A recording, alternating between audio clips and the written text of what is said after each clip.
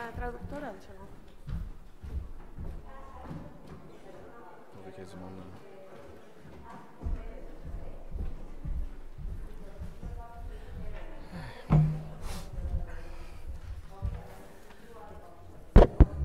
Hola. Bueno, a ver, buenas tardes.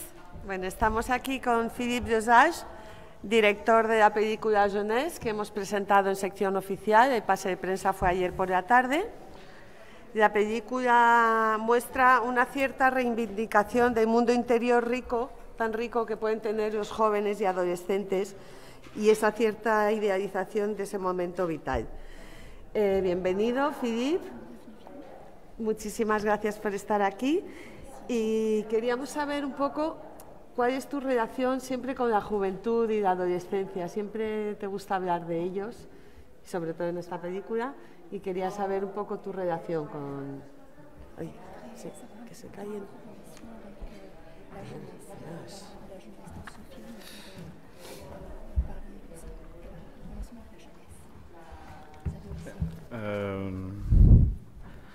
En fait, j'avais commencé à m'intéresser à l'enfance en me basant beaucoup sur ma propre expérience avec le film Les démons, qui avait un volet très autobiographique. Había empezado a hablar de la infancia basándome en mi propia experiencia en mi película anterior, Los demonios. Alors pour moi, pour ce deuxième film, c'était logique de m'intéresser à une période où les gens sont un peu plus vieux, mais de toujours m'intéresser un peu au même angle, c'est-à-dire regarder un peu les mouvements un peu du cœur et en relation avec la découverte de la sexualité. Para mí era bastante lógico seguir con esa idea, pero con gente un poco más vieja, observar los movimientos del corazón en relación con el descubrimiento de la sexualidad. Et avec peut-être cette observation que justement la sexualité se transforme et est constamment en mouvement, particulièrement lorsqu'on est jeune. Eso, la idea de la observación de la sexualidad que se transforma, que siempre está en movimiento, sobre todo cuando somos jóvenes. ¿Hay algo de autobiográfico en la película? Si, oui, c'est ça ce que oui, en fait, la plupart du matériel qui m'inspire vient de ma propre vie. La mayoría del material de la película, o que me inspira, perdón, viene de mi propia vida. Je pars du parti pris ou de la conviction que plus on est personnel et précis, plus il y a une chance que ça soit universel. Mi base es una convicción, pienso que cuanto más personal y preciso, más real, más correcto. Parce que je crois que finalement, ce que mes personnages vivent parfois, c'est arrivé quand même à beaucoup de gens et puis on peut s'y retrouver. Lo que viven mis personajes lo ha vivido muchísima gente, mucha gente, entonces se pueden encontrar en esos personajes. ¿Preguntas? Hola, tu película muestra una cierta reivindicación de la adolescencia, de la juventud y una idealización de este momento vital. ¿Cuál es tu relación hacia la juventud y la adolescencia? Es que has llegado tarde, esa ya se la pregunta. Perdón. Vale. Bueno, bueno, Estrella. Ya que está aquí, aprovecho el micrófono. A mí me gustaría preguntarle a Philippe Dosage si este momento que él ha definido como descubrimiento de la sexualidad pues en la primera juventud y demás, ¿puede ser un poco la piedra angular del resto de la vida de las personas o qué influencia puede tener para el resto de sus vidas?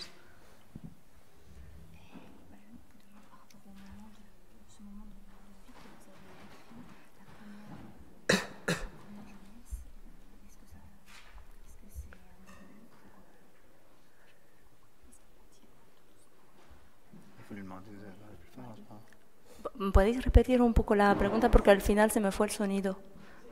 Gracias.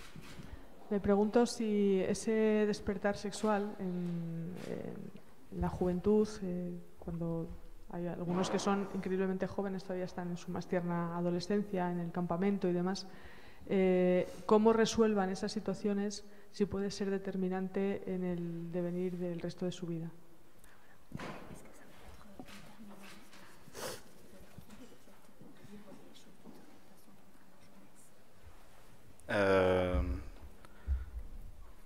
Oui, évidemment. Sí, claro, claro que sí. Mais comme je disais aussi, je pense que effectivement, ça détermine un peu parfois la trajectoire que nous vivons va prendre. Mais je m'intéresse dans ce film à l'amour tel que vécu par une certaine jeunesse, sauf que je crois aussi que cette énergie, que cette puissance n'a pas vraiment d'âge en fait. L'amour peut être révolutionnaire à tous les âges. Sí, yo creo que puede ser determinante, sí, la trayectoria que vivimos cuando somos jóvenes. Me intereso aquí en el amor vivido por una cierta juventud, pero no creo que el amor tenga edad. Podemos vivir el amor con cualquier edad. Buenos días y gracias por venir a Valladolid. Quería preguntarle por el tema de la música, que es muy importante en la película, si era algo que tenía claro de antemano o mientras escribía el guión que iba a utilizar esos temas, hablo de Imagining My Mind, My Man o estas canciones, y por qué ha decidido utilizar canciones contemporáneas de estos años en vez de canciones de la época en la que transcurre la película.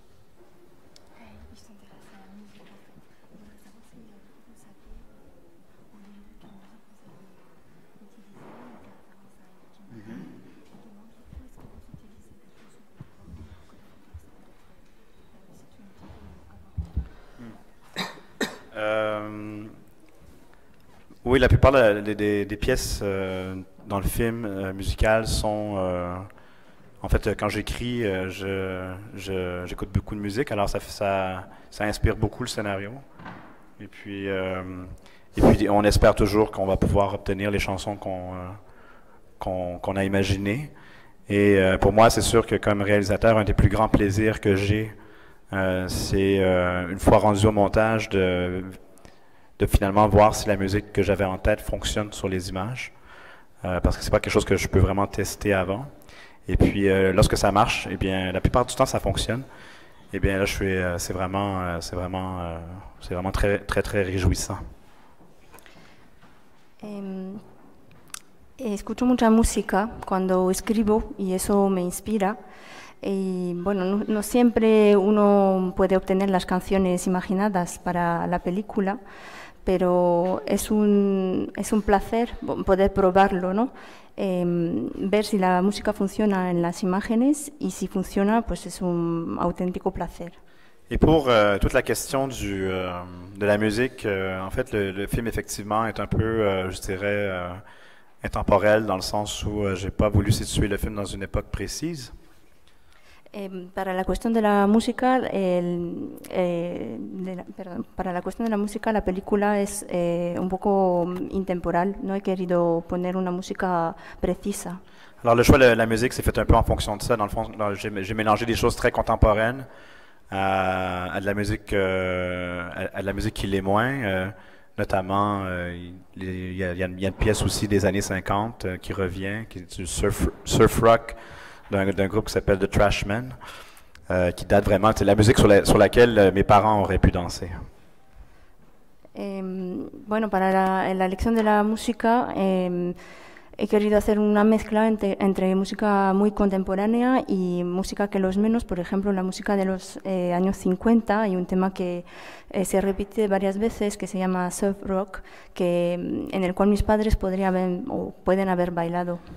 Et peut-être que l'idée, en fait, la raison pour laquelle aussi j'ai décidé de faire un film où les époques étaient un peu l'époque à laquelle ça se passe n'est pas précise, c'est que je n'aime pas du tout non plus le discours générationnel. No hay una época así tan precisa en mi película porque no me gusta el discurso generacional. Alors j'aime pas entendre parler des jeunes avec un peu, on critique toujours les les générations qui viennent après nous. Et je trouve que, selon moi, ce que je veux montrer, c'est que on vit l'amour aujourd'hui de la même façon qu'on le vivait peut-être, que mes parents peut-être le vivaient, sauf que peut-être que les moyens de communication ont changé, mais ce sentiment pur d'aimer, avec la difficulté que ça comporte, c'est absolument la même chose que c'était. Hablando de los jóvenes muchas veces se critican, ¿no? Se critica esta generación que viene después de nosotros. Yo quería demostrar que el amor que se vive hoy en día es como el de antes, como el de mis padres, por ejemplo, ¿no? Los medios de comunicación han cambiado, pero el amor sigue siendo complicado y lo mismo. Okay. La historia de Guillaume transcurre en un internado de chicos y muestra una imagen muy dura de cómo viven esos chicos dentro del internado. ¿Tú conoces el mundo de los internados, lo viviste y siguen siendo así en Canadá o ha cambiado un poquito?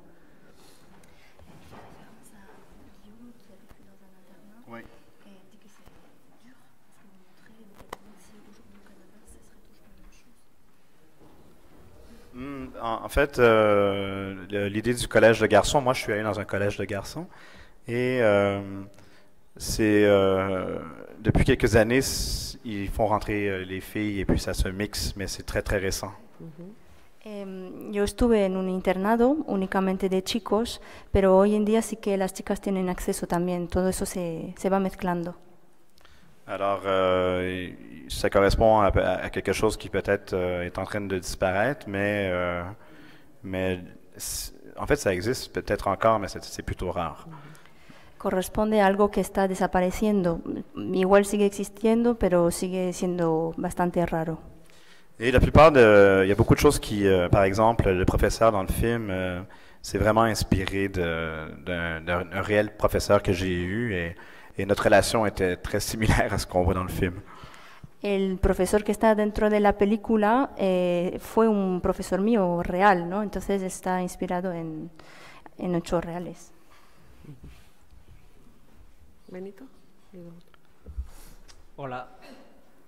A propósito del uso de las canciones, hay una canción que se repite, esa de Surrock, de los Trashmen, pero en una versión francesa, que me recuerda a La chaqueta metálica de Kubrick. Pensaba en ello. ¿Hay alguna relación entre la mirada que tiene Kubrick sobre esa instrucción, esa formación de los soldados para la guerra con sus chicos del internado?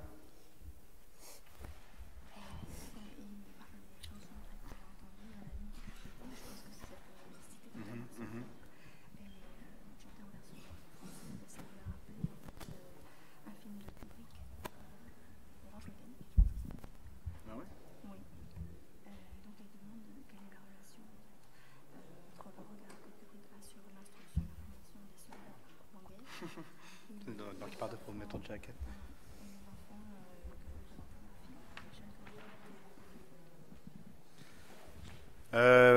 Effectivement, on peut parler d'un clin d'œil.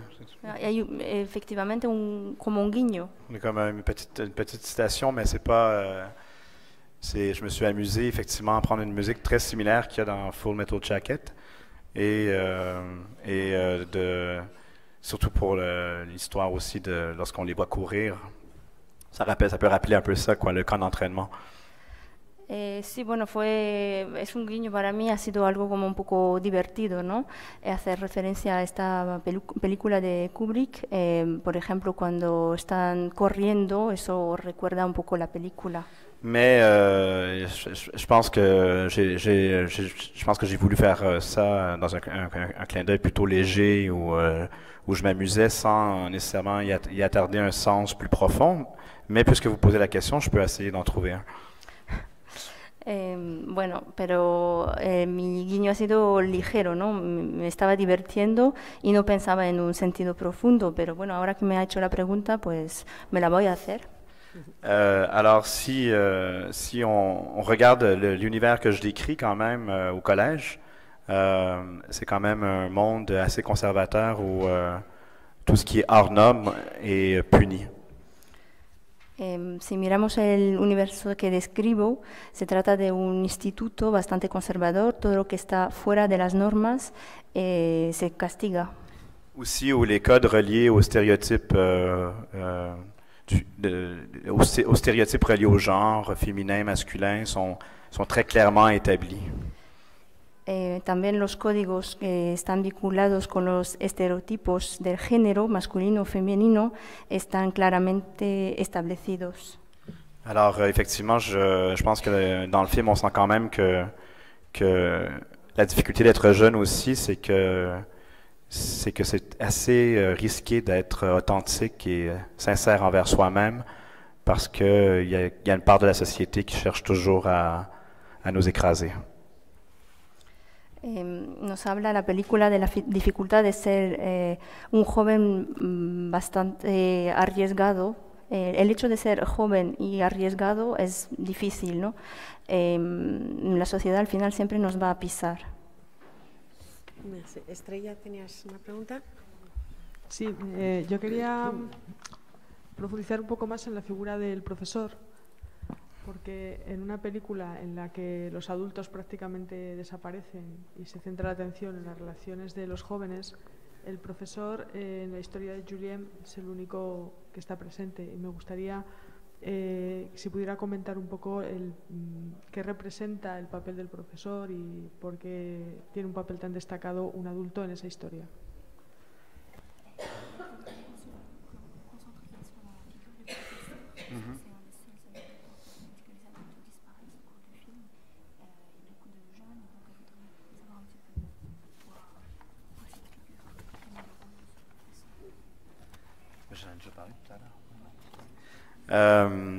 Comme je disais tout à l'heure, c'est inspiré vraiment d'un personnage qui m'a marqué lorsque j'étais étudiant.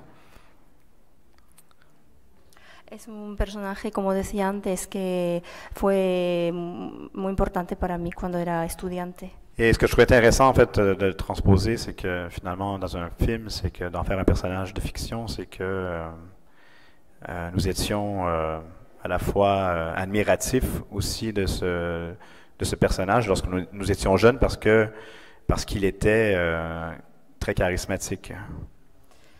Lo que quería decir con este personaje que viene a ser ficticio es que lo admirábamos cuando éramos jóvenes porque tenía mucha carisma. Et de notre côté, on avait aussi peur de lui parce qu'il était vraiment un bully.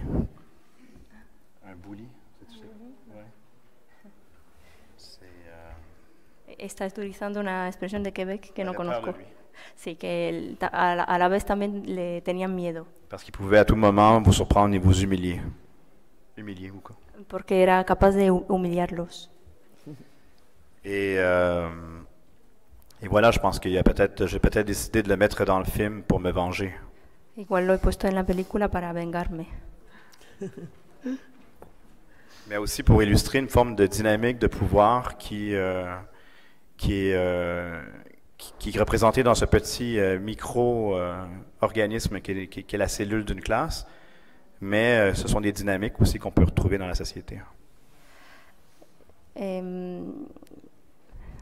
También representa una dinámica de poder que está representado dentro del microorganismo que es la clase, pero que también puede ser la sociedad. Bueno. Pues si no hay... sí, última pregunta. Bueno, pues últimas dos. En esta película retomas el personaje de Félix, que ya aparecía en Los Demonios, y yo te quería preguntar por qué no le has escogido desde el inicio de la película, sino que entra en la trama de manera abrupta, y por qué las cosas que le pasan a Guillaume no has decidido que le pasen a Félix.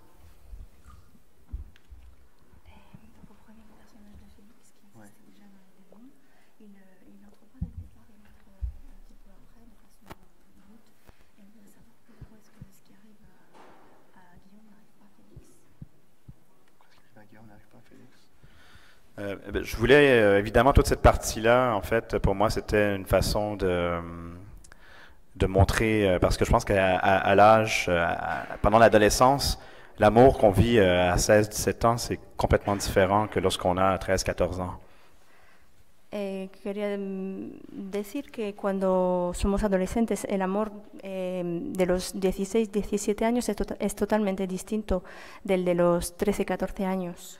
Alors, je trouvais ça intéressant d'après avoir montré quand même quelque chose d'une réalité plutôt très dure à l'égard de ces personnages qui sont Charlotte et Guillaume et qui ont à peu près ces âges-là, quoi, entre 16 et 18 ans. Je trouvais intéressant de revenir en arrière à un moment où l'amour s'exprime, mais d'une façon complètement différente. Quería hablar de esta realidad que es dura. Charlotte y Guillaume tienen como 16, 18 años y quería volver hacia atrás y mostrar que el amor en esa época es totalmente distinto. Et c'est un amour qui finalement est sans convoitise. Este amor al final no tiene codicia. Où finalement juste tenir la main est en soi quelque chose d'extraordinaire et on n'a pas besoin de plus. Solo nos damos la mano y no hace falta más, es totalmente extraordinario. Et c'est un peu quoi la naissance de tout et peut-être aussi une des explications qu'on peut donner au titre du film. Es el nacimiento de todo y es quizás una de las explicaciones que podamos dar al título. Et quand j'ai écrit l'histoire, je voulais pas terminer le film sur Guillaume et Charlotte parce que je trouvais ça trop pessimiste et un peu trop dur, même si je crois qu'ils vont s'en sortir, que les choses vont bien aller pour eux. Cuando escribí el guión, no quería terminar con los personajes de Guillaume y Charlotte porque me parecía que iba a ser demasiado pesimista, aunque pienso que van a terminar bien. Alors comme je termine leur histoire dans une chambre noire où toutes les portes sont fermées. El final termina en una habitación negra donde todas las puertas están cerradas. J'avais envie de faire tomber les murs et de nous amener complètement ailleurs. Tenía ganas de hacer caer las paredes y de llevaros a un sitio totalmente distinto. Dans une colonie de vacances. En un campamento. Où soudainement les adultes aussi sont plus sympathiques que dans la première partie. Donde de repente la gente adulta también es más simpática que los del principio. Et sans penser que j'ai fait un happy end. Sin pensar que he hecho un final feliz. On reste quand même dans quelque chose de très doux, mais avec une douceur qui peut effectivement avoir une certaine amertume. Nos quedamos con algo que es dulce, bastante dulce, pero a la vez amargo. Mais il y a justement quand même une pureté dans la façon dont ils vivent cet amour-là entre Félix et Béatrice, ne serait-ce que dans leur regard, ne serait-ce que dans leur silence. Hay cierta pureza, ¿no?, en la relación entre Félix y Beatriz, por ejemplo, en su mirada, en su silencio. Et c'est peut-être une partie que il y a des gens qui peuvent ne pas comprendre parce que justement la coupure est très radicale. Es una parte que igual no ha llegado, que igual hay gente que no la ha entendido porque es muy radical. J'avoue avoir pris un risque. He tomado un riesgo aquí. Mais ça demeure pour moi essentiel au film, mais même que c'est ma partie préférée. Pero bueno, para mí es esencial en la película y es mi parte favorita. Muchas gracias. Bueno, pues muchas gracias a todos. Muchas gracias, Philippe, y mucha suerte con la película. Merci beaucoup.